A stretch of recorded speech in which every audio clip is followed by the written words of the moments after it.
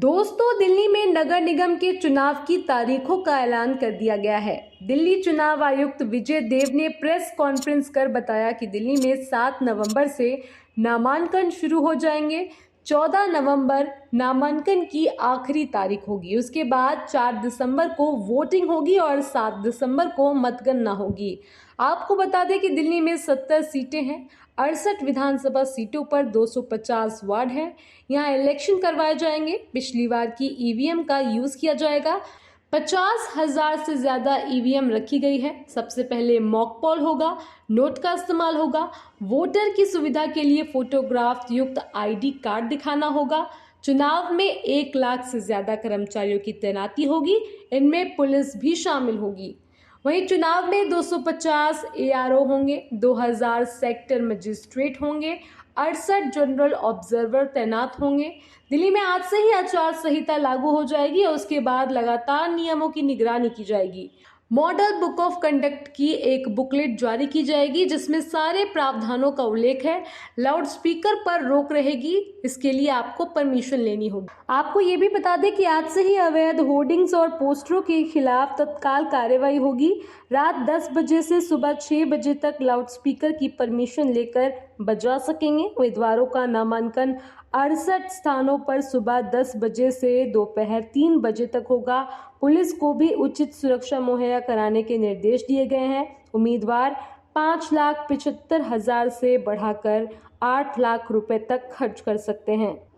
दिल्ली नगर निगम के वार्डों के परिसीमन के बाद केंद्र सरकार ने 18 अक्टूबर को एक नोटिफिकेशन जारी किया था।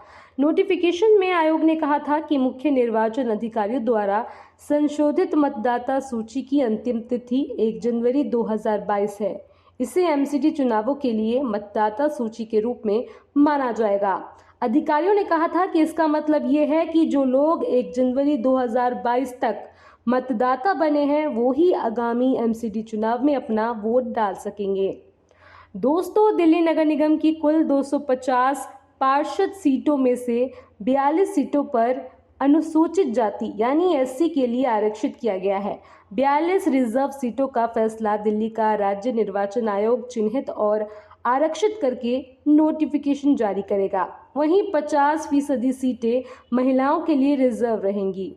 इस तरह महिलाओं और ओबीसी और सामान्य वर्ग वाली पार्षद सीटें होंगी। एमसीडी में सामान्य वर्ग के वार्डों में 50% वार्ड महिलाओं के लिए आरक्षित होगी।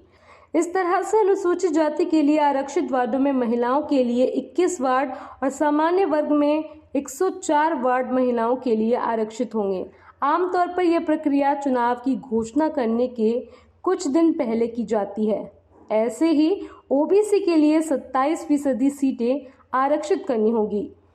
दिल्ली में 250 वार्ड में निगम चुनाव होंगे। दिल्ली विधानसभा के हिसाब से बने मतदाता सूची का इस्तेमाल एमसीडी चुनाव में होगा। पिछले विधानसभा चुनाव के दौरान दिल्ली में 2,860 पोलिंग स्टेशन पर कुल 13,760 मतदान बूथ बनाए गए थे।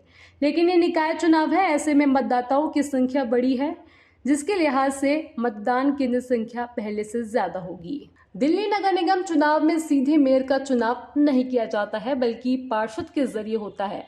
दिल्ली में 250 पार्षद के लिए चुनाव होंगे। ऐसे में जिस पार्टी के सबसे ज्यादा पार्षद जीतकर आएंगे उस पार्टी का मेयर होगा। पार्षदों के जरिए मेयर और डिप्टी मेयर का चुनाव किया जाता है। 5 साल में हर 1 साल में मेयर, डिप्टी मेयर और स्टैंडिंग कमेटी के चेयरमैन का चुनाव किया जाता है। दिल्ली में अब चुनावी बिगुल बज चुका है। इस बार एमसीडी की गद्दी पर कौन सी पार्टी विराजमान होंगी, आप हमें कमेंट बॉक्स में कमेंट कर जरूर बताएं और बाकी खबरों के लिए देखते रहिए जनता की आवाज। जनता की आवाज यूट्यूब चैनल को सब्सक्राइब करें, साथ ही बेल आइकन जरूर दबाएं।